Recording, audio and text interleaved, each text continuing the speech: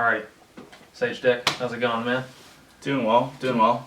How's like the summer? Well, I guess it's started, but hasn't started. How's it been for you so far in terms of just just going on? Like, how's your July been? Because I know the last few months have been, Yeah. the last few months. Yeah. Yeah. Yeah, things have been picking up again. Been having a lot more opportunity now to do collaborations and like work with other people, whereas if we were doing any of that a few months ago, it'd all have to be through like Instagram or like video chat, Zoom, that kind of stuff. Which isn't always like the easiest. No. No, it just sucks. It's just that nothing. I mean, it works. If you need to do it, it works. But having the opportunity to really like bounce back and forth in person is Just much not, yeah, like the atmosphere, or whatever, is like not there. Because I'm actually doing like an acting class at the moment, and it's on Zoom, which isn't like going into it. I was like, oh my gosh, like it's on Zoom. Like this is just gonna be like annoying. And so far, it's actually not been like lame, if you will, which has been good, which has been like nice. So yeah, she just kind of like gives us homework and then like come back sort of thing, and like we do it, and it like actually it works. But yeah, I guess we'll just go straight into it. So in terms of like, we went to elementary school together, and then we didn't go to middle school together. And then we went to high school together, and you are a year older than me, but one thing I did know was you were like into soccer. Like that was kind of like, it was like, I don't know how much it was your thing, but I knew you were I knew you were active in soccer. Yeah. So just like, how did you get into it? Like, did your parents just sign you up one day? Or? So, I mean, yeah, when I was really young, my parents put me in like Timbits soccer, just like every kid in Canada does. Yep. Did Timbits till I was, I don't know, like 9 or 10 or something. Got bored with it, low attention span, team sports. Yeah. Doesn't really collide very well. So I stopped playing that for like a year or so, and then decided to want to play some hockey. It was good, and then playing like rec league with a bunch of like really annoying kids just got on my nerves. So how were you even doing the rec league, like hockey? I was probably 10 or 11, something like that. I vaguely remember hearing sometime in like elementary school, like, yeah, Sage is in hockey now. Yeah. Because like I know Jackson and those guys, like the hockey squad or whatever, like Jackson, James, Getty, you. And then I think there's some other kids, but those kids were also like military, so like they just like ended up moving. But yeah, no, I do play with that. And then you do it like soccer in like middle school at all? Yeah. So I did hockey throughout middle school. Okay. And then I think grade 9 or 10, got bored with it. Everybody was very immature. I found it hard to have a good time when everybody was really annoying. So I decided to switch over to soccer because it was something I was kind of passionate about at the time. Did 2 or 3 years of that. Played for clubs. Played for the school team. Which clubs? I played Fort Gorge and Lake Hill. Like, okay, yeah. No, I mostly Lake Hill. Yeah, I played on Gorge like in the 2nd grade. Okay. I think that stopped relatively quickly. Yeah. And then Lake Hill, I've only like ever heard of. And do you still play soccer? Like just? No, not really. I've been way more interested in basketball lately. I don't play on a team or anything. I just kind of play with friends and stuff. I find it's a lot easier to organize basketball at this age because you don't have to get like 10 people together to play a game. You can just get like 2 or 3 and just kind of go hoop wherever. Yeah, no, that is true. Yeah. And then like kind of to shift into what we were actually talking about at the beginning, like the beat making. There's always like, high school, there's like different groups of people, right? And then whatever it may be, right? High school, especially nowadays, a lot of different groups, and there's always like the beat making group, which is it's a relatively new thing in terms of like a high school group, but like how did you get into it? Producer gang. The producer gang, yeah. Honestly, I mean, I've always loved music. like most people. Always loved music. Maybe loved it more than some others because I decided to illegally download FL Studio onto my brother's computer. Yeah, that's how you do it. And then got a bunch of viruses on his computer. Oh. Never worked on it again. Just, it was like, I thought it was cool, but I had no idea where I was going with it. And then... What grade was that? It was grade 11, I think. Grade 11, okay. Yeah, grade 11. And then... Okay. And then I got a computer for Christmas from my mom and dad. Thank God. I was in grade 11? Yeah. Yeah. Got my first like PC bought FL Studio because we're getting viruses on it. I understand how that works now. So I got that, bought the program, and then just kind of went from there. Fell in love with it. Oh, that's good. When did you first like uploading on SoundCloud? Like when did you first start? Literally, my first thing I ever made, I uploaded on SoundCloud. Okay. Like how long did that like? Because like the first thing sometimes is just us trying to make something, and like it just kind of turns out sort of jumbled, and we like worked on it for like 20 minutes. Like how long did it take you? I worked on it for like many hours, probably like this was more than a one-day thing. It was, yeah, okay. But it was still horrible. I just had a lot of ideas and didn't really have a clue how to put them into something that would sound nice. Yeah. So yeah. No, but that's I understand what you're saying. Like sometimes you listen to like some artists, right? It could be like any genre, but it's like pick like a genre and then like add like alternative to it. So like there'll be like many different ways, and like you finish listening to it and you're like, they didn't understand what they were like doing, or there wasn't like, I think it's good to have like a vision in what you're doing. Like experimental can be cool, but sometimes experimental can be experimental, and sometimes it can just be like, that was, I feel like that's the case for anybody's first few projects. It's always just like you have a lot of ideas. You've never done it before. You want to see. You don't even care to see what sticks. You just throw everything into it and just take it from there. I remember for a class with like Miss O'Keefe, I think. Okay. I had to do like a splice or whatever. You know that? It was like some weird beat making online, free beat making. It was like, I think it was one of those things where you could like, you can make as many beats as you want. I actually think you could make 10, and then there was only a certain amount of beats that you could choose from. Okay. So like, it's like the hi-hat, the cymbal, like something, just like some some weird animal noise. It wasn't like an animal noise, but just a bunch of weird stuff. You had like, I think it was like 15 or something sounds, and then like you had like the advanced sounds or whatever that you had to like pay for, and like Miss O'Keefe's like, we're not paying for those. Absolutely not for that garbage software. No. Yeah, like pretty much just like a flash game for beat making. Oh yeah, it's just like sort of stuff.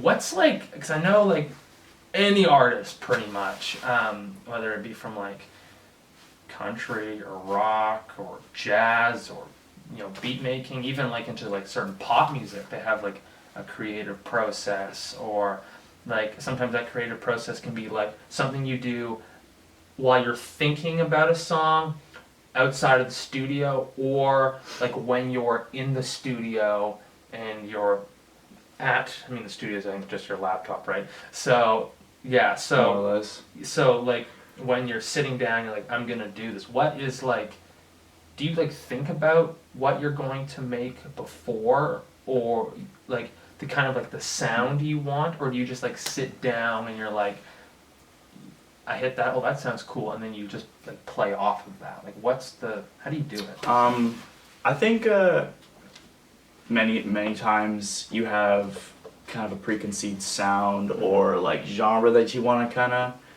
explore, but more times than not I just hop on my computer, open up my DAW, digital audio workstation, in this case Fruity Loops, and I'll either like mess around with some synths or some keyboard sounds, or I go to this program I have called Splice, which I think that was the program it's possible, but Splice is like it's like a pay by the month kind of thing. Yeah, it was Splice, but it was like the demo version of Splice. Yeah. So yes, it was Splice. Yeah, so I went in, I go into Splice, and then I look through their like gigantic sample library, and go to genres I might like and pick out like different samples that I want to run with, or like different sounds that I think would kind of fit the mood I'm in, or whatever. Yeah. Just like off of like if you're like feeling sad, or you're feeling happy, you just like you try and play on that emotions or things. So if you come into like this, like, tell me if I'm wrong here, but you come into the studio like happy, you're like, I'm just looking for happy type of stuff sort of thing. Or if you're coming in sad, you're like, I'm looking for, more, mellow type sad sort of sound sort of thing.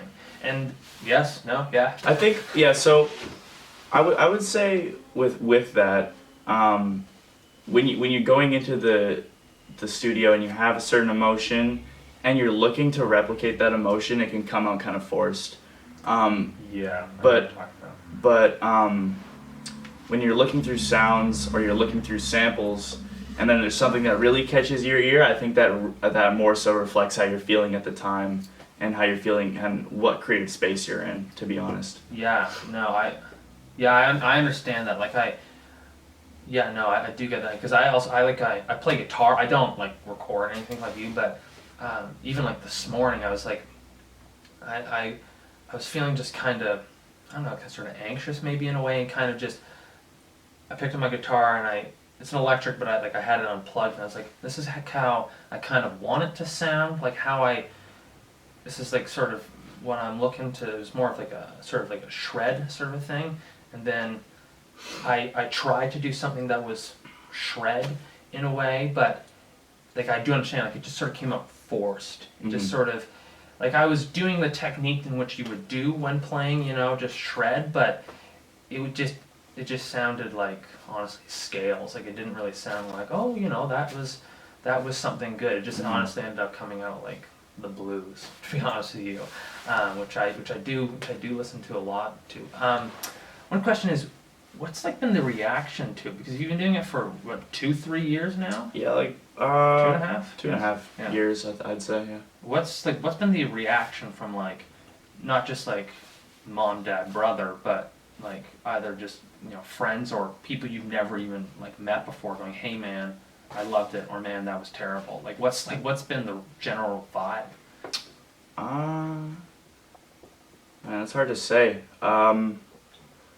Yeah, there's been a lot of people who I haven't really ever been close friends with before, kind of coming out and like reaching out and saying, hey, this is awesome, or just random people off the internet who think it's cool, like just the progression of gaining traction as an artist, just more and more people kind of coming out and, like wanting to hear what I have to say or wanting to hear the sounds that I'm going to create. Yeah, no, that's always a good thing to have, like kind of feedback for like what you're like working on. And I do, as you may or may not, I do like a lot of acting. It's like a lot of, right now currently it's a lot of stage stuff, but I'm working to get more into screen. But like it's always like a good thing to hear like something that you're passionate about, you've been working on, like someone to say like that was good. Like, and because like your close friends are always going to tell you that it's awesome, right? But when people that you're not so close with, or just random folks reach out to you and say that they're feeling what you're doing, then that's really awesome. Yeah, no, I once had that after a show that I did. I had someone message me I'd never met before, like, hey, saw your show, and I can't remember what they said, but it was just like a really positive feedback. And I remember just thinking like, I've never even heard of this guy, I've never met this dude, whatever, but I'm just like, I'm glad that like what I've done, like he thought was, oh, that was really good. So yeah, no, I totally get that. And why beat making? Like, why do you do this? For me, it's really like, it started out a lot as beat making, but it's really just gone past that and just being like a musician or being an artist like anybody else. Been focusing a lot more on like not just making beats for people to create on, but just making my own instrumentals and like own kind of electronic tunes and such, and then also recording a lot of my own stuff.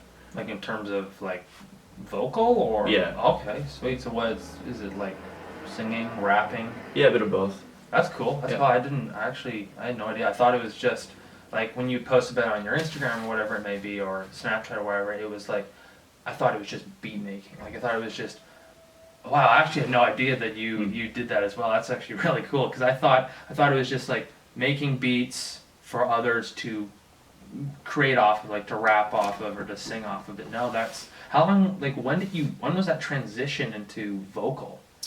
I'd say probably about like a year or so in. Okay. Started or Grade 12 year sort of. maybe even a little earlier, like maybe 6 months in. Just decided to start playing around. Like I had written some stuff before. It started off with just kind of crappy raps and whatnot, but yeah, no, I've been focusing more on singing and rapping still, but yeah, lots of recording. No, that's. And do you like listen to? I don't know if you kind of already answered this, but do you like listen to any other?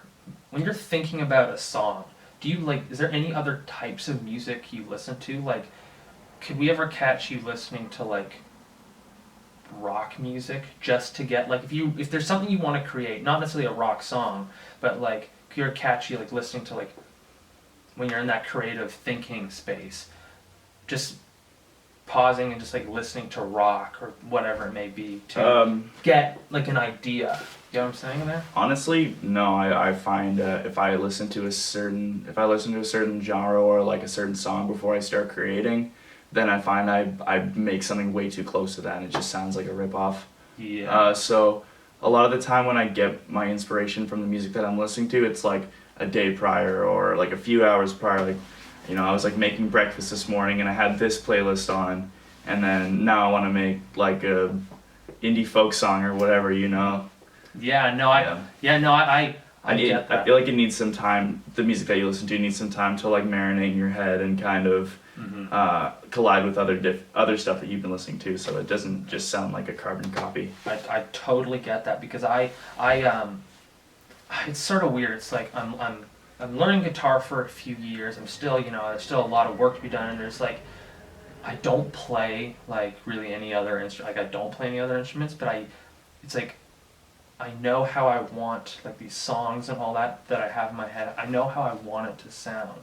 So like I don't play the drums at all, but I know what like I want it to sort of sound like, and I know how I want the guitar to sort of sound like, or because my thing is like rock and blues and stuff like that. So I kind of know how I want the guitar to sound, like how I kind of want the solo to sound or whatever. Yeah. So I'm like sounding it out in my head, sort of a thing.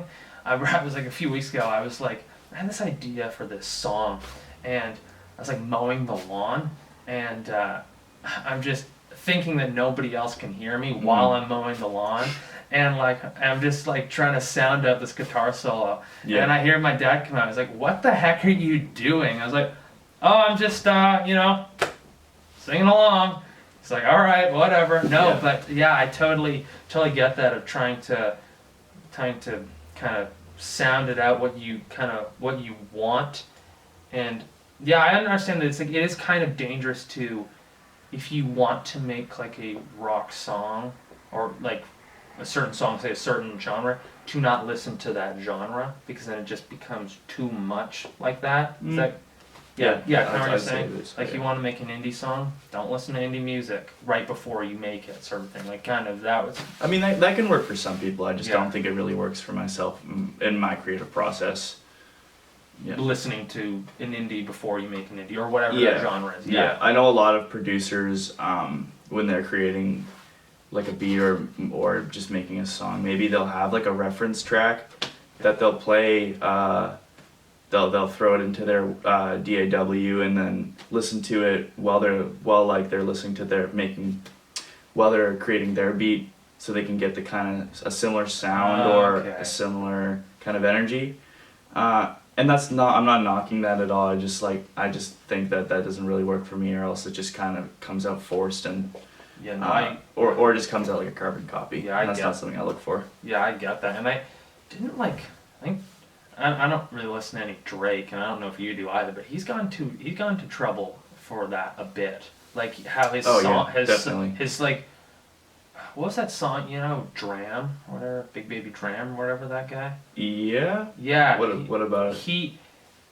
There was a Drake song that came out a few years ago that that sounded way too similar. I think in like terms of like beat and flow, sort of thing. Like, I don't know. There was like some big kind of mini sort of story that came out of it. I know there was there was one time where he got kind of ripped apart because Drake because he had made a song that sounded very similar to like an XXXTentacion song. Oh, I know what you're talking about. What song was that? I think it was called KMT, and it was off of like an album a couple years ago, and it sounded eerily similar to like the flow on "Look at Me" by X. I think I actually saw like a Genius, Genius. Yeah. I think I saw a video. I think I saw a video off of them that sort of that they were talking about that. No, do you think it's like wrong to like sampling happens all the time? It's been happening in music like literally forever and across genres too. But do you think it's like sort of a rip-off in a way? Like to take sampling to take the beat like directly off and just remix it because music is a collaborative process. Yeah. And I think like you're not really asking them to do it a lot of the time, so they don't really have their signature of approval on their collaborative effort. Yeah. But I think a lot of the time, it's just good to collaborate with other artists, and if you want to sample something, then that's just another way. No, don't ask them. Yeah, it's on YouTube, Yeah. No, I mean it depends if you're gonna release it or not. Obviously, 'cause you don't want to get that big like cease and desist letter or whatever. But I totally concur with sampling and everything. I think it's really awesome. I think it's really awesome how you can take something from like a completely different genre and just create something totally new and your kind of sound as well. Yeah, no, but I think we all probably know it's been a good day by Ice Cube. Yeah. Yeah, like that's sampled, right? Mm-hmm. So that's off of the Isley Brothers, like 1970 something hit "Footsteps in the Dark." Do you know the original at all? No, I never heard the original. It's actually really good. I had no idea that the song was sampled before. I think I was reading the comments to "It's Been a Good Day," and I was like, oh. There was someone said something to the Isley Brothers. I was like, whoa, this song's sampled? Mm-hmm. So I looked it up. I was like, oh wow, yeah, it's completely sampled. Man, not every, but most '90s, early '90s hip hop songs are samples. Like another Ice Cube song, "Check Yourself" is like a very obvious sample of like Grandmaster Flash, and the Furious Five. Do you know the song "The Message"? I would probably. You would recognize. I'd probably recognize. You definitely recognize it. Yeah, it's a very like carbon copy sample of that, and then like that song has been sampled like so many times down the line too. Oh yeah. The Grandmaster Flash one. No, but there's like that's the thing though. There's like an artist, any genre, will release a beat that is just so good, and like it works so well with like so many different things. So it'll just get sampled like a lot. Yeah. Did you may have heard of her actually like a lot of like SoundCloud rappers have, not calling you a SoundCloud rapper, but like Triple X and all those guys have used this person Shiloh Dynasty? Yeah. Shiloh, yeah. That's like a go-to kind of person that like SoundCloud and then like TikTok rappers will sample. I find a lot of the time, like I don't really use TikTok very much, but when I find like TikTok rap songs or whatever on Instagram or on Twitter, they're like it's always like Shiloh Dynasty stuff. Yeah. Like there's a guy who's like popping off right now. I think he might actually be from Vancouver, and he's like this Shiloh Dynasty song, and in his song it's like a massive song on TikTok. Wow, no, that's have you ever because I've heard that all the time, like just like people who are either producers, because my cousin's a producer and he's telling me that he's not the same type of music you make, but he's in Nashville, and he tells me that like it's a very common thing for like producers to like be scouring TikTok or various social media platforms, whether it be like Instagram, Facebook, or YouTube, whatever. I mean, YouTube is very common, but and like be looking for the next type of Shiloh dynasty or the next type of beat or sort of thing. Like, do you do that at all? Like, in order to find samples? To find samples and like yeah, basically to find samples basically. When I look for samples, like I said, I almost always use Splice, but those are all royalty free, so that's completely okay. But like when I'm looking to sample like a song, then I always go to YouTube, and I don't know, I'll either like look up like a certain type of music I want or a certain artist, and then I like to go to those to the videos. I'll go on the channel that they're posted on, and then I'll look through that channel for like different songs I can sample, because I find a lot of the times if you're just looking up like a song to sample, you're gonna get recommended a million songs that have been sampled like hundreds of times. So I don't just, it's been a good day, Shiloh Dynasty. It's just like stuff that like tons, stuff. Yeah, so, tons of stuff that's just like gone through the work. So I always like to look at this at that channel to see like what hasn't been tapped into yet. Just because I mean, there's nothing wrong with like working on something that's already been sampled before, but I don't know. Everyone has like a different take on it. Yeah, and I'd like to go a little deeper and see what else like hasn't quite been tapped into yet, to see if that's where it's at, you know? Yeah, for sure. But no, that whole like Shiloh Dynasty thing is, my Instagram for some weird reason is just all TikTok. I don't have a TikTok account. I don't have the app on my phone, but it's all TikTok, and a lot of it is just stuff that has like the same Shiloh Dynasty remixes or samples like all over. So I like. Yeah. So I'd hear the same one over and over again. Like, what is this? So I went on the comment section of that video and looking for someone to like ask what the song was, and then see like if there was a reply. So I found it. It was like something by Shiloh Dynasty. I can't remember what the song was. And I looked it up, and I found like this was like 3 days ago. I found like the Shiloh Dynasty Genius video, and they were just talking about like how, because I knew like her stuff sounded familiar, like where have I heard that voice before? And like XXXTentacion's used it, a bunch of other people that of course I can't remember right now have used it, but it just was like, wow, I had no idea that this person, like, she started out on Vine, and then people just really liked her stuff, and then she like had like SoundCloud and only released SoundCloud, Spotify or something. Not sure. I just remember that there was like a massive like Vine channel of hers, and then I think it was her channel. And it was her channel, and it was like all these songs that have been like just ran through by producers now, but like and I don't think she really does anything anymore. She doesn't. That's what they say in the video, that she has not, and like this Genius video I was just talking about, she hasn't released anything since 2016. Yeah. But apparently she had a manager, and this video that I watched, I think, was from November of last year, and she was saying, the guy in Genius was saying that a statement from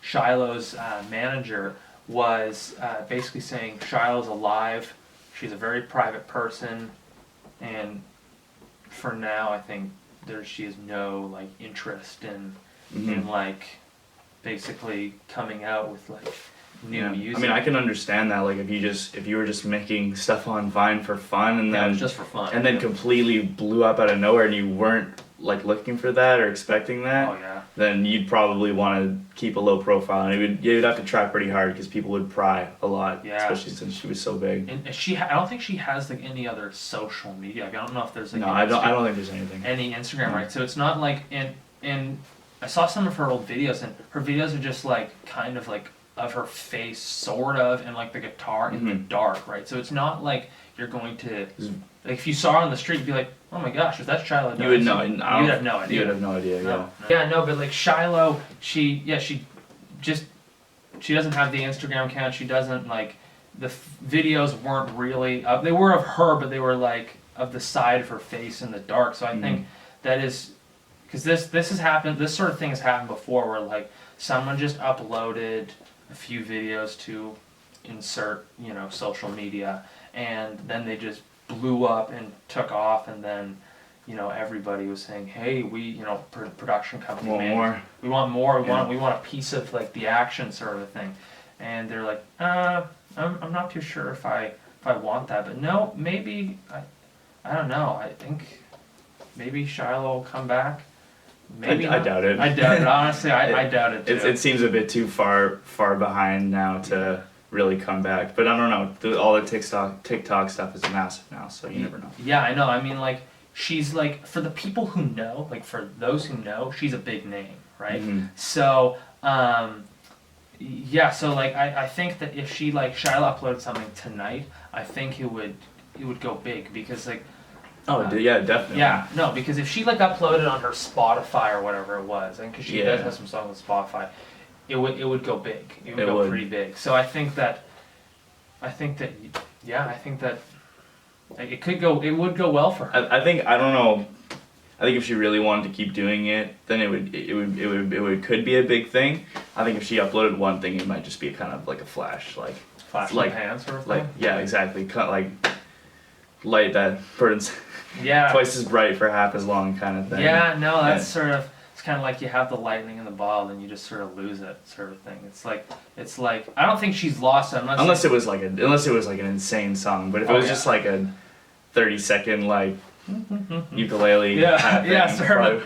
It might around. not, but I don't know. There's like, well, you never know because like 5-6 years ago, I remember hearing about Taylor Swift releasing. I'm not a Taylor Swift fan, but I remember Taylor Swift, like hearing something with Taylor Swift releasing 8 seconds on iTunes, 8 seconds of just white noise, nothing. There was nothing in there, and it like went to like #1. I mean, she is Taylor Swift, and this was back in like the 2014 to like 1989 era where Taylor Swift was like, she's had quite a few peaks, but like one of her many peaks. That was like the highest amount. That was the highest. It broke like every record. I mean, like you couldn't stop hearing about her at like award shows for like the next 2 years because and we still hear those songs like to this day. So crazy, like because how like the massive. Yeah, how the Grammys work is like the cutoff is like September something, and like to release music, and then if it's after that, I think it's like 23rd September 20th. I'm not too sure, but it's in September. Yeah. Later September, and if you release it past that date, it gets lumped into like the music that was released of next year. Yeah. And because 1989 was like released in October, you were hearing about it in 2015, and then you're hearing about it in 2016. Yeah. So yeah, it was just freaking. It was so ridiculous. Like I was watching award shows, I'm like, when am I gonna stop hearing about this? But anyways, enough with Taylor Swift. What's like the end goal with the music? Like, do you want to make this like a career, or are you have other plans? I mean, I want to make music a career, but I don't really care if that's in producing or making my own songs, or like doing studio work or anything. I just want to be in the music field, but it's not really important to me where that is. That's cool. I find like I've been kind of doing everything for the past couple of years, or at least everything I can do on music. Everything I can do in music through a computer, because I don't really do a lot of live stuff. So I've been doing like a lot of engineering for other people, like sound engineering, audio engineering, and then making beats for people, doing like recording with others, collaborating, doing my own solo stuff, making my own like electronic music too. Wow. So I really don't care where it is. I just love doing this stuff. Yeah, so. no, that's awesome. It's just like it's kind of like they say like in acting when you're first starting out, like if you want to be in like movies or television, like if just get on set. Like even if you're like holding people's coats, like just get on set because you'll meet someone, right? Mm-hmm. So if like for you, I guess like that version of that would be like whatever you can do, like you never know who you're gonna meet, right? You never know who's gonna like message you, like going, hey, I like your stuff, or that was blah blah blah, right? Mm-hmm. So So next, Sage Dyck was always known from what I heard, skateboarding. Mm-hmm. It was always the skateboarding. So Sage, when did you start? Like when? 'Cause I remember in elementary school, it's like Sage always not all, but you were known for skateboarding. So when did that start? Man, I guess okay, yeah, so cool funny origin story. I did house sitting and cat sitting for one of my friends. What grade was that? I think it was the 3rd grade. Okay. I did like house and cat sitting for one of my friends for like a week. And yeah, did that. No, I probably did a terrible job, but yeah. Did that for about a week, got like $80 or $90 or something like that. So might as well be $1 million when you're in the 3rd grade. It was like $1,000 to me at the time. Yeah. So I was so stoked. That was like the first thing I wanted to buy was a skateboard. I don't know. I had like these crappy like plastic skateboards when I was a kid. I honestly don't know where they came from, but they were like rotted out, like pieces of trash, like at my house. And I guess there's like just something just came into me. And I was like, okay, I guess I'm gonna start skateboarding now. You know, play like Tony Hawk and stuff, all that. So yeah, I know. Decided to go with my mom to the mall. Went to West 49, bought myself like a Dark Star Complete skateboard, and yeah, it just kind of ran from there. I don't know, got super into it. Was that like, did that cost the whole $80? Yeah, it was like every penny. I spent like, well, why would I save the money? Obviously, there's no reason to. It was like $80 at the time. Yeah, no, that was the first setup. That was my first setup, yeah, and then. Was it Dark Star? Dark Star, yep. Complete setup, yeah. Yeah, it was probably like looking back on it, it's probably a piece of crap, but I mean. You still have that board? No. Did it eventually get like snapped in half? Or yeah, it got snapped, like ended up in like a shed or like in the lawn or something. I don't know. And then like the weather. Yeah, of course. Who do you like look up to in skateboarding? Because like you mentioned Tony Hawk. Everybody mentions Tony Hawk. After like the last 30 years, people have been mentioning Tony Hawk. Mm-hmm. But 30 plus years actually. Who do I look up to in skateboarding? Because I know there's like a bunch of other guys. I don't know. I mean, I watched a ton of like skateboarding videos and stuff, but I can't ever say that like there's a specific. There was like a specific person that I was like really into at the time. There's like certain I don't know. You just find somebody some one day and you find somebody the other day and yeah. But I do remember when I was in middle school, I was really into like skateboarding YouTube videos. Oh yeah. And I really looked up to like those guys like from like Braille and Revive. Have you ever heard of those? They're both skateboard companies. They're both like skateboard companies and I remember like massive skateboarding YouTube channels for kids. That just took back a flood of memories. Yeah, and I was super into it in middle school. I bought a board, I bought a T-shirt, and yeah, I really looked up to those guys. I thought it was super cool what they were doing. Obviously, I still think it's cool. Honestly. Are they still making those? They do. Yeah, I went through like a Braille phase like about like 6 months ago or something. I just like ran through all those old videos for the hell of it. Yeah, what's like this is kind of a weird question, but what's like the hardest trick you can like, because I know everybody sort of like learns the ollie, but is there any one that you're like, wow, that was hard, and like now hard I to can learn? do, like, well, like it's just like a hard trick to do, but you are able to do it. I mean, hard for you. Let's say difficult for you. It really depends. Okay, let's. There's kind of levels to it because there's different obstacles you can do stuff on, so it's kind of hard to judge which is harder because there's just so many different like obstacles you can do stuff on. So let's say like if I'm just rolling on the ground right now, like what's the hardest I can do, or if I'm going on, okay, sure, yeah. I would probably say like a 360 flip, or like a big spin. Which is like, or like maybe like a double kickflip. I don't know. It's hard. It's really hard to gauge how difficult a trick is when you can do it. Yeah, it's also like depending on the day sort of thing. Like yeah, definitely. You're just not feeling it. One day I can do like a 360 flip like easy. One day I can't do it at all. Yeah. And so like it's really hard to judge which is harder. Yeah, and you mentioned clothes earlier. Mm-hmm. What's like because skateboarding and clothes have always sort of gone hand in hand. What shoes were you like skateboarding? Because you're in the Vans right now. Those are looking mildly new-ish. Pretty new. Got a couple weeks ago. Yeah. What was like? Were you skateboarding in Vans, or because I know like some Adidas has a few shoes. Man, I mean honestly, at the time I really didn't care. When I was in middle school, it was just like. What was on your feet was what you were skateboarding. What can I get that's gonna look cool and that isn't gonna like get destroyed in a month? Yeah. Because if you're buying Vans, you're gonna run through them in like 2 weeks if you're going hard. I've maybe heard a week. that. Maybe if you're buying slip-ons, you're gonna run through them in about a day. And so I tried my hardest to avoid Vans on skateboarding unless I had like skate highs. Skate highs are really good. I hear they're good for the ankle. Yeah. Yeah, the I had a pair of skate highs that I rocked with for like a year. So those are good.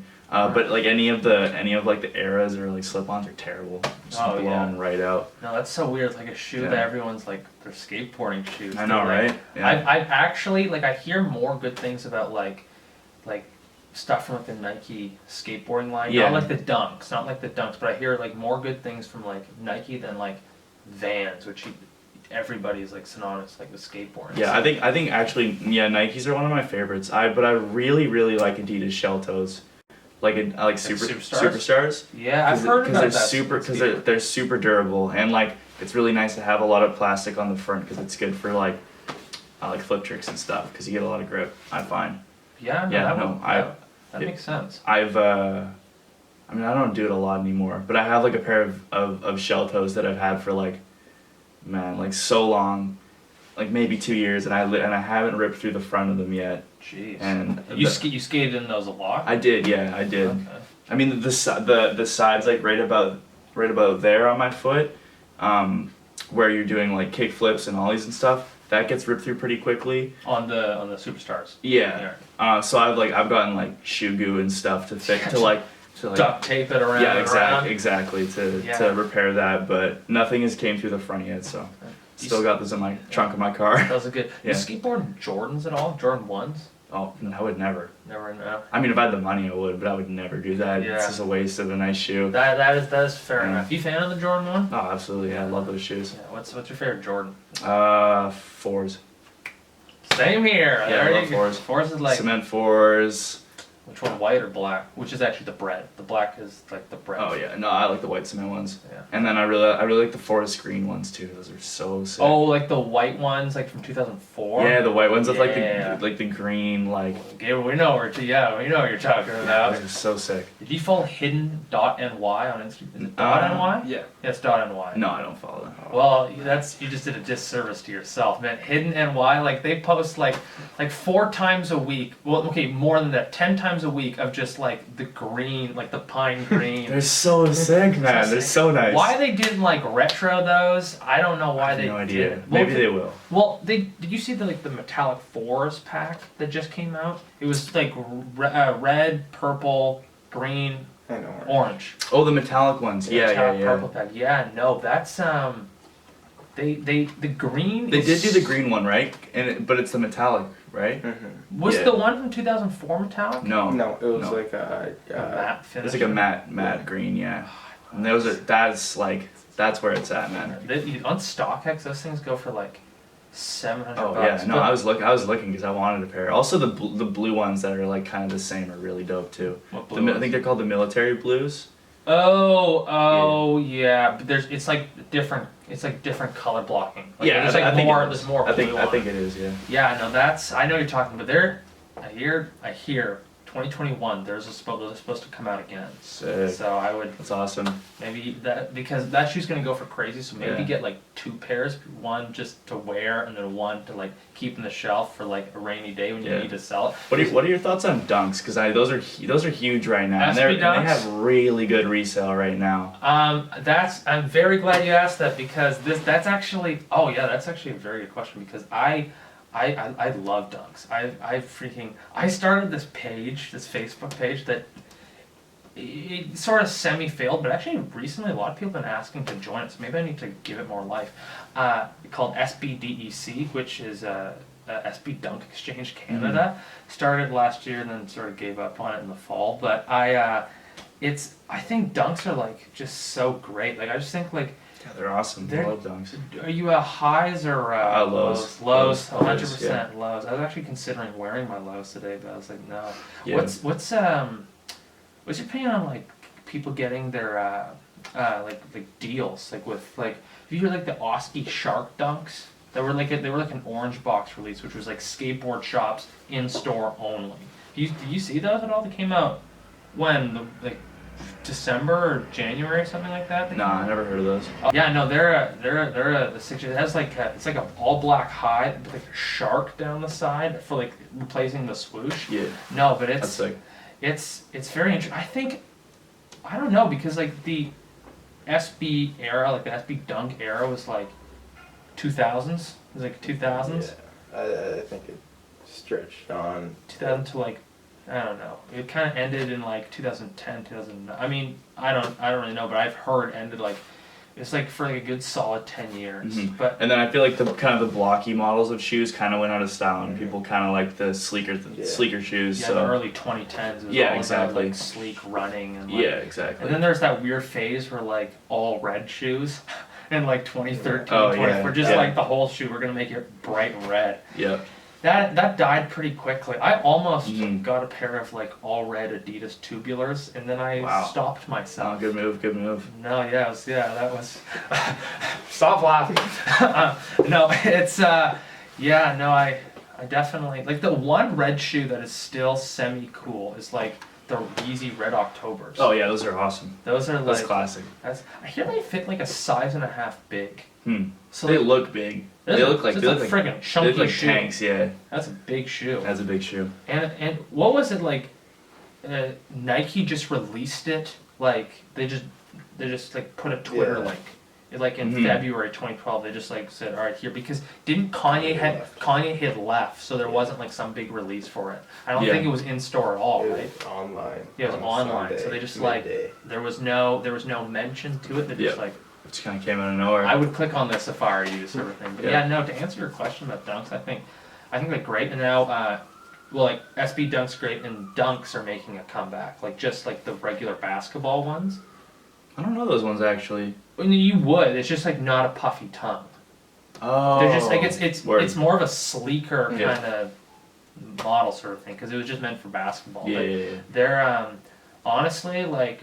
To you, to me, to Gabriel, to like anyone watching this, I would say get on dunks right now because in 5+ years, like even like a year, 2 years from now, that what you paid for it, depending on the color, will be like double, triple, sort of a thing. It's ridiculous. But that's not to say they're not big right now, because I know that resale right now is crazy. It's like through the roof. Yeah, like every general release pair has resale now. Oh, I know. And it's like it's never like that for those shoes. Oh no, it was at one point. But now with social media, it's like way bigger. Yeah. Not to say there wasn't social media in the 2000s, but like with social media the way it is now, huge. I think it might have been the Travis dunks that kind of started that. Would you say? Or was it? No. Was it before? Was it way before? Definitely way before that. I would say it's like last year, like 2018, fall 2018 was when the Paris dunks was when the. In 2018, you had the Pigeon Dunks re-release, like the black ones, not the ones, the gray ones that people got beaten over the head for. The ones that, like the black pigeons that came out in 2018, and then there was like a Complex Con, like, was it an exclusive? Like the dunks? It could have been. It was like, like the diamond dunks from like the 2000s? Yeah, of course. They did like it wasn't like a re-release, but they just did like different colors of like it was. Can't remember what the colors were. Was it? It was a canary yellow. Canary yellow. That was the rarest, but there was like a few others that like released a complex, and some of them had a wider release, but the yellow was just for Complex Con. And then I think that was really big. Like people were like, we need them. It was like a removable swoosh, and like true. People were losing their mind. And then in 2019, like. I got on it in early 2018 thinking like, dunks are coming back, and the resale wasn't proving what I was saying. But I'm like, they're gonna come back. I'm telling you, stock up now, they're gonna come back. People are like, yeah right. And I was at Victoria Vintage and they had the Pigeon Dunks, the black Pigeon Dunks that came out early 2018. They had them forever. They were sitting for months. And then like in September or something of 2018, I got like a bunch of stuff and I traded for them and I lost value wise. I lost then, but like now, like they're like $700 right now. Like I've won that completely right now. But that's like no. And then in 2019 they started picking up more, and now we're here in like 2020 and like a new Dunk, not like an SB. An SB Dunks are releasing every now and then, but like a new Dunk is like releasing like every 2 weeks, and then like the resale is like an extra $200 sometimes on what the retail was. Like it's ridiculous, and I think will it like have a huge market crash, like a huge Dunk market crash? Probably, yeah. Probably. It's kind of how the sneaker culture goes. I feel like maybe it doesn't crash, but it'll definitely meet its peak and then make a sharp, a very sharp decline. Nosedive. Yeah, no, but that's, I mean, like Nike's sort of doing that with like the Jordan 1. Sort of. Like they'll release like a shoe that people are like, oh my gosh, like I'm gonna sell a kidney, buy that, sort of a thing. Well, there was literally a time, like I think it was like when I was in grade 9 or grade 10, maybe 2015, 2016, where all retros would have resale, right? Yeah. Like almost every single retro would have like you wouldn't get a huge like profit flip off on it, but you'd still still have that shoe now. You're paying a lot for it. Not necessarily. Some of them were kind of like. Well, like the Breads and the Royals, you're paying a lot for now. You're paying. Oh, I mean, even back then, they were still like. Yes super and no. expensive. Well, because the Royals, like you could buy a pair. I was stupid and didn't buy it. Like a pair of Royal Ones, I could have bought for like slightly used Royal Ones. I could have bought for like $300-400 back in like 2018, early 2019. But now, well, yeah, just 2018, and now they're like freaking like huge all over the place. But you see those Dior Air Jordan 1s that just came out? Yeah. I see people like in Vancouver and here in Victoria. They got it or managed to get a pair because it was like, you know how it worked? It was like a raffle. It was a raffle for a chance to buy. Yeah. And it was like Dior customers got first. Is that right, Gabriel? Like they got like the first pick sort of a thing. So, yeah. A favor went to them. Yeah. And then once you won the raffle.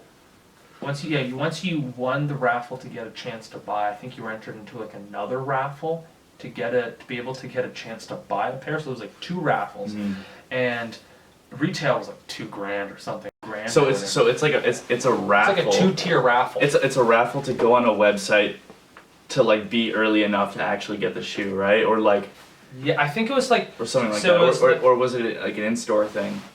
Okay, so it was like here what it was. It was like you had to buy your chance. You had to like I think enter. You had to sign up. It was like a drop for a sign up to get your chance to be able to be entered into the raffle. And the next raffle was a chance to be able to buy. So then once you were able to sign up quickly, you got entered into the second raffle, and then you would get like an email or whatever if you won after the raffle. Yeah. After the second raffle, and then they say now you have the chance to buy it. So it was like $2,000 or whatever for both.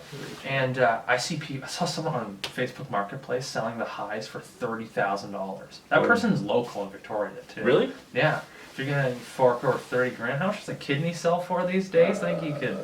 I don't know. 25. It's not even enough. It's not enough. Okay, Yeah. well you only need one. Yo, did you see on a local marketplace somebody was selling like those Newport dunks?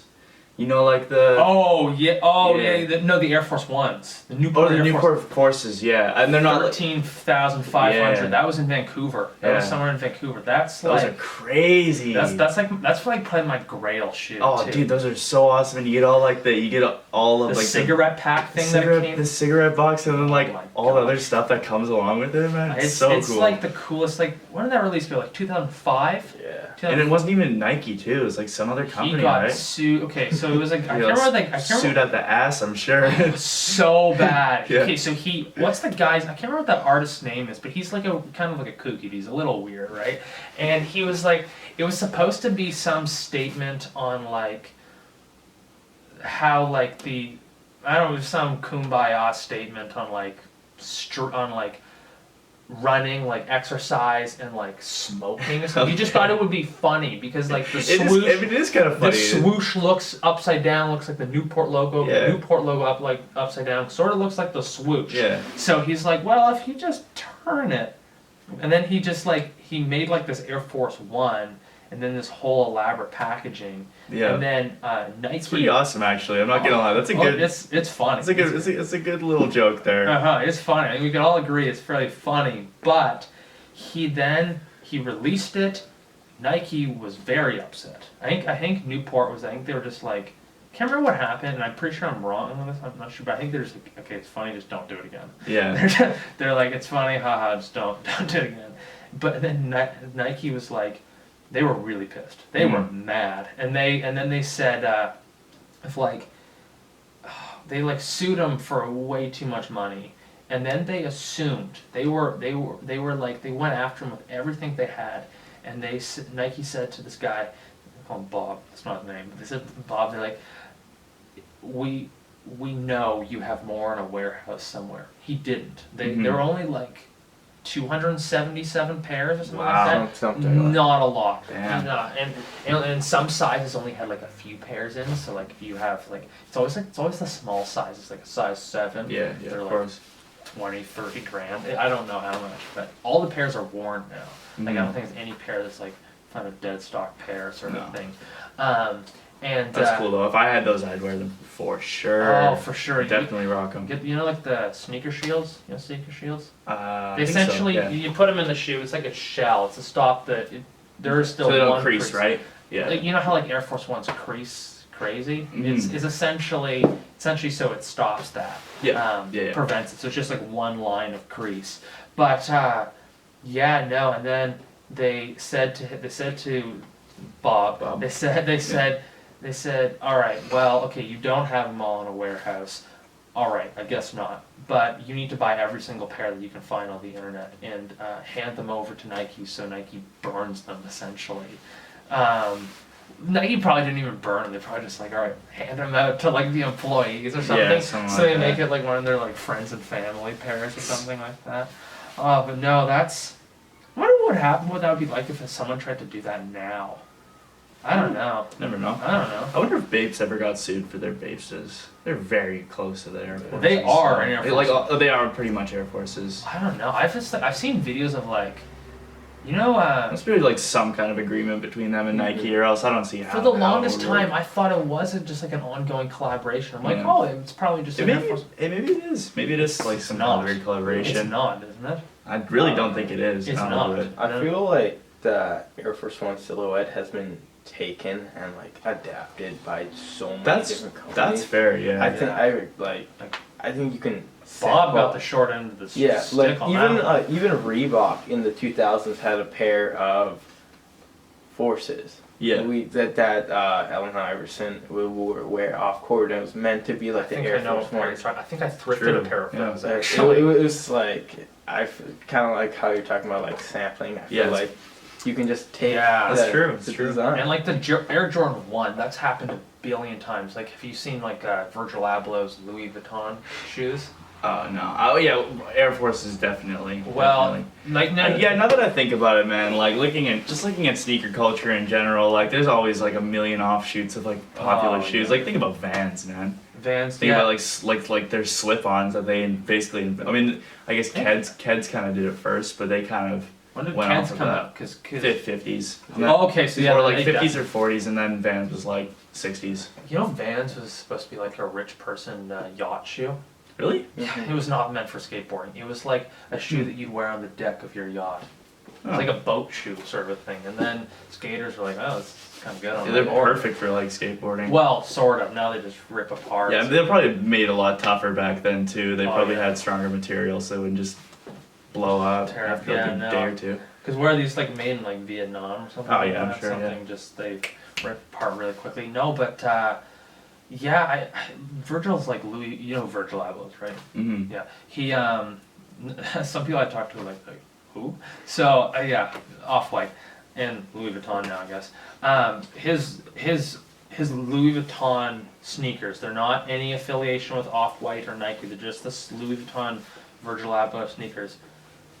Look pretty similar to the Air Jordan 1, or high and low, or some of them kind of look like an Air Force 1. I'm like, that's sort of, but I mean, in fairness, Nike now just like releases stuff that's, like, you know how like the off-white shoes and clothes have like the area code and like stuff like that, like on the sides of the shoe or whatever.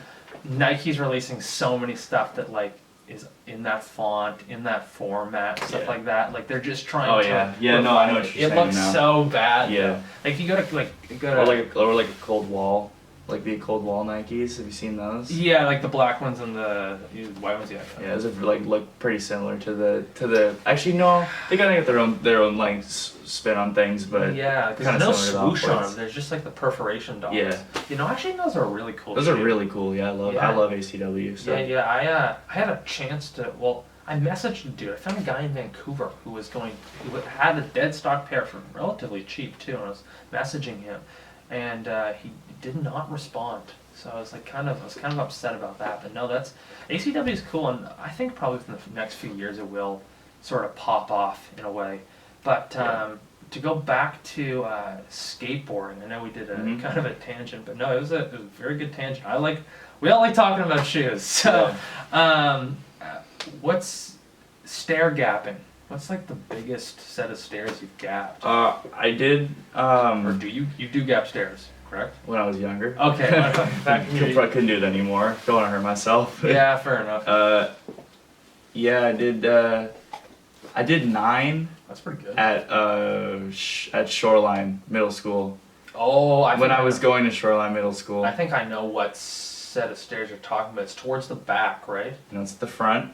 There's never mind, I don't. Okay, word. Yeah, it's all good. Anyway, that's probably one of my favorite tricks I've ever done too. Was that like you did it one time and then like you never did it again, or did you gap it a few times? No, I'd never do it again. So you only were able to gap it once? Yeah, I did about 4 tries and then like got it on the 5th, and my hands were just so messed up and like. Because you were like falling. Yeah. Oh yeah. A lot? Yeah. Okay. I was just not like down to try anything else on that. Fair enough. Yeah, so I did it once, and that was the most stairs I've ever done. One of my favorite tricks I've ever done. Yeah. Yeah, and sweet. In terms of like you don't gap stairs at all anymore? Like I barely skate anymore, to be honest. Oh really? Oh yeah. Dang. Okay. That's too bad. You know, my thing is that I've always loved skateboarding, and every now and then I will get back on my board, but it's like. I don't know. I just have like, this is so weird coming from an 18-year-old. I have like really weird knees, and they just like don't communicate well with like the board, and like I don't know. It just like I don't know. It doesn't work. But I can cruise good. I can cruise. Yeah. Fair enough. That's it's not for everyone, man. It's not for everyone. No, but it's still like I've always wanted to make like a skate movie. Like I don't know if this. In other circumstances, without the pandemic, I think it would have been a good time to try and make a skate movie. But I don't know. I think I might. Did you another question is, did you ever play Skate 3? Yeah, of course, all the time. Still play it a bit. Oh yeah. Such Love that game. Freaking good game. Did you know? You remember PewDiePie back in the day? Yep. Yeah. Yep. Did he do Skate 3 videos? Okay, so that's So EA made Skate 3. Yeah. So EA had that game out of production. It came out in 2010, and I think around 2014, 2015. Like, I don't know how long they made a production run, but in 2014, 2015, I think somewhere around there, PewDiePie starts making like gameplays of Skate 3. Mm-hmm. And they got so popular that, like, we're talking in like, 30 plus million, I think, views. They got so popular, the demand got so high for the game that EA was like, well, I guess we'll just start re-releasing the game. So that's what they would do. They just kept releasing the game, and like it just gave that game like a second wind or whatever. Yeah, definitely. I kind of remember that now, actually. Now that you mention it. Yeah, no, that's the thank you PewDiePie for doing that, because some of my favorite like just memories with like the guys was just like playing Skate 3, and because it's not a multiplayer game really. No. It's like every time you would like fall, they would pass the controller sort of thing.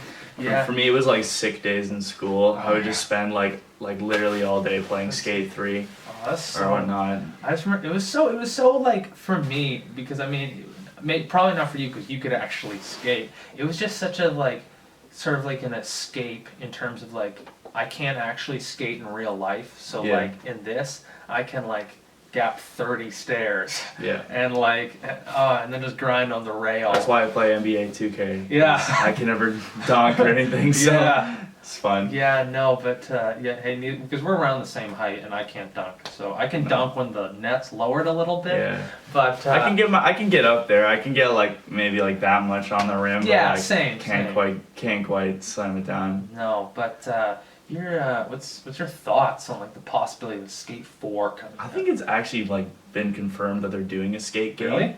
But I don't know. Because they released that photo. I think they just Yeah. released the photo, like the skateboard I think logo. they said like we're getting this off the ground. We're getting like it's Yeah. in the works. Yes. But it's not necessarily a Skate 4. Oh. It's just it's just a skate game. Yeah. So we'll see if it's like a remaster for like next gen. But I'm really praying that it's like a new skate game. That would be like the biggest thing like ever. That So sweet. that would just be like people would. I would actually buy a PS5 if that got released. yeah. No, the I- graphics on that would be so good. Yeah, Oh, it'd it'd be be so insane. fun. It would be like in like those 2K games. But the only thing they would add though is like sweat. Yeah, like the floor like shines a bit more. Yeah, no. Watch this. They'll like release a new they'll release Skate 4, but they'll give like the option to like have like a scooter. Yeah, That would Oh, just God. that would totally ruin that would it. tilt me. I would just be Yeah. like, you know what? I don't think I'm gonna buy it. Or like they have, Yeah, or it's like it'd those ruin it. missions where you have to have a scooter. Do you think they would? I remember back in the day, me, you, and your brother, like Nathaniel, we would joke about like a scoot, like instead of like Skate 3, it'd be just like Scoot 3. Scoot 3. I think they honestly back when scootering was like really big. Man, like, there has got to be some kind of like scootering game out on Steam or something like that. Oh, sorry, probably. There's got to be a few. I forgot about Steam. Now that you mentioned Oh, it, yeah. I played TF2 religiously back in Oh, grade yeah. 7. Nice, You ever nice. played? You ever played TF2? Yeah, I played some TF2. Oh, yeah. I like recently looked it up. I just want to be like, because that game I think came There's out. still a lot of people who play it. Yeah, I think that game came out in like 2010. Like when Yeah. especially for like online games, they can kind of have like a phase and then they die sort of a thing. But no, TF2 is like still like Yeah. apparently really well played. Yeah, Like, TF2 and like Counter Strike or like some really old games, but like still huge on Counter Strike Steam. came out in the early 2000s, right? Something. Well, like that? the original ones did, but like the newer ones that people play, I think came out a bit soon, a bit later than that. I don't really know. I don't play Counter Strike. Yeah, no. But I have been playing a lot of Left 4 Dead recently. Ever play that game? You know what? That was one game that like when I don't think I was never allowed to have that game. Yeah, fair enough. So, No, but I wasn't either. Yeah, I but know. I'm playing it a lot lately. Yeah. It's so fun. yeah, I know. I honestly forgot about Left 4 Dead. Yeah. Was there only one? No, there's 2. I play Left 4 Dead 2 mostly, yeah. Because when did that come out? Like a while ago, right? Yeah, like 2010 or 2011. Oh, or something yeah, like because that was Not sure. that was the game that like you'd go over to your friend's house and then you'd have to like kind of beg them to play. Like, can we play Left 4 Dead, please?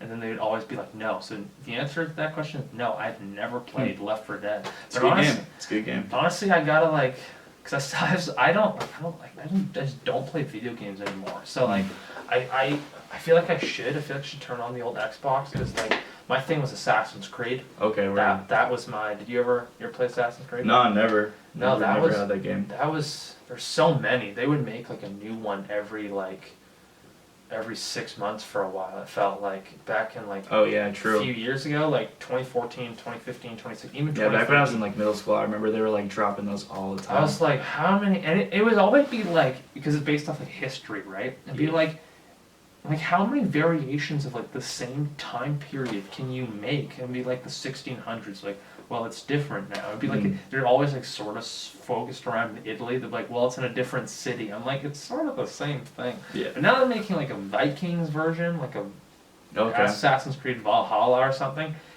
It doesn't look great. Yeah, fair enough. It's like Vikings. They lost. There's still time. They can still do it, but they should. I honestly think like a ninja, like in Japan or something, like ninjas Assassin's That'd be Creed. really fun. Yeah. That would be like That'd be sweet. they've never done anything like that, and I think that honestly that could revive the franchise. True. For sure. Yeah. Well, anyways, actually, that kind of leads me. For my last question here, what do you love about skateboarding? I know you don't really skateboard anymore, but I'll rephrase it. What did you love about skateboarding? Or maybe still do in some way? just getting outside, having Yeah. fun. You know, I think when I was younger, it was a lot of it was like having like a friend group that you can like go to the skate park with or like go skate around with. It's really fun, just, you know, hanging out with the homies, skating around, doing middle school stuff, and yeah, it's great. That's it's great. just, you ever It's just very freeing and like. It is. Yeah. It was, yeah, it was for me. I remember I used to longboard a lot because I mean I couldn't do tricks, so it was like longboarding. I just remember my friend Finn, he could skateboard, and I would I'd follow him. He would like do tricks, and I'd follow him on my longboard with like a video camera, and I'd like film him. And yeah, even that, I just think there's something about skateboarding and that whole culture that's just so freeing. And honestly, totally. I'm excited for Skate 4, maybe, hopefully no scooters. And anyway, Sage, thanks for coming out. Yeah, of course. See ya. Thank you. All right. Oh, and another thing, is it still fine? Sorry for that. Any new music coming out? What can we be looking forward to? There's some stuff in the works, but while you're waiting, check me out on Spotify or any streaming service you use under Hollow. Check out my last song, Save Me For Myself, and check out Francais with my friend Lil Babs on all streaming services. Perfect. Yeah. Alrighty, well that will be in links in the description and social media, where you can find that. Anyways, let's do it again. Alright, Cool, yeah. perfect. Thanks. Thanks, man. Alright, great.